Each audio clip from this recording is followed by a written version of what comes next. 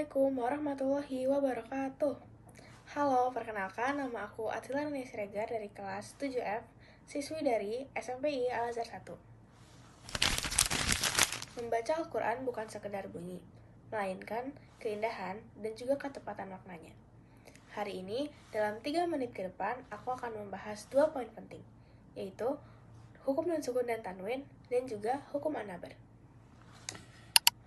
Yang pertama, hukum nun sukun dan tanwin. Jika tanda ini bertemu dengan huruf hijaiyah, maka akan terbagi menjadi 4 hukum. Rasulullah SAW bersabda, "Barang siapa suka membaca Al-Quran secara lembut, sebagaimana kitab suci itu diturunkan, maka hendaklah dia membaca sesuai dengan bacaan Ibnu Ummi Abd, yaitu Abdullah bin Mas'ud." Oleh karena itu, pada bab ini kita akan membahas salah satu penerapan ilmu tajwid, yaitu meliputi hukum-hukum bacaan yang disebabkan bertemunya nun sukun atau tanwin dengan 29 huruf hijaiyah. Di dalam ilmu tajwid, jika nun sukun atau tanwin bertemu dengan salah satu huruf hijaiyah, maka memiliki 4 hukum bacaan. Yang pertama, ishar haki. Ishar artinya jelas, sedangkan haki artinya kerongkongan. Jadi, nun sukun atau tanwin dibaca jelas atau tanpa dengung apabila diiringi dengan huruf ghoin, ain, kha, ha, hamzah, dan juga alif. Huruf-huruf tersebut disebut huruf haki karena makhrajnya dari kerongkongan. Berikut adalah contoh-contoh ishar haki. Yang kedua, ada idgham. Idgham sendiri terbagi menjadi 2, yaitu idgham bigunah dan idgham bila gunah. Idgham artinya melebur, sedangkan bigunah artinya dengan dengung. Jadi, yang dimaksud dengan bacaan idgham bigunah ialah melebur bunyi nun sukun atau tanwin ke dalam huruf berikutnya dengan dengung.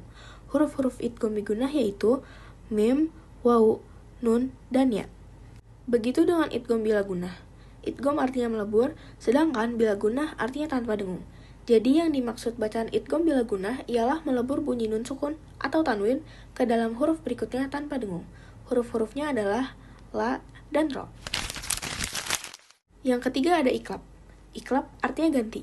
Jadi, iklab adalah suara nun sukun atau tanwin diganti menjadi suara mim karena bertemu huruf ba. Berikut adalah 4 contoh kalimat iklab. Dan yang terakhir adalah ikhfa hakiki. Ikhfa artinya samar-samar, hakiki artinya benar-benar. Jadi, ikhfa hakiki yaitu apabila nun sukun atau tanwin dibaca benar-benar samar antara jelas dan dengung. Hukum ikhfa terjadi apabila nun sukun atau tanwin bertemu dengan huruf-huruf yang disebut di atas. Dan di situ ada 3 contoh kalimat ikhfa hakiki. Selanjutnya, kita akan membahas an-nabar. Mungkin banyak dari kalian yang jarang mendengar istilah ini. Secara bahasa, an-nabar artinya suara yang tinggi atau hentakan. Dalam ilmu tajwid, nabar adalah memberikan penekanan pada huruf tertentu agar tidak terjadi kesalahan makna atau hilangnya huruf. Nah, an-nabar sendiri terbagi menjadi 5, yaitu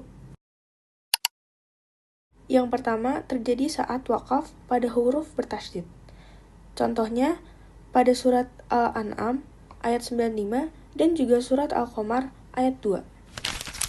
Yang kedua terjadi pada huruf waw atau ya. Contohnya pada surat Al-Baqarah ayat 165 dan juga surat An-Nisa ayat 135. Yang ketiga yaitu huruf bertasydid sebelumnya huruf mad. Contoh pertama yaitu surat Al-Fatihah ayat 7 dan juga surat Al-An'am ayat 38.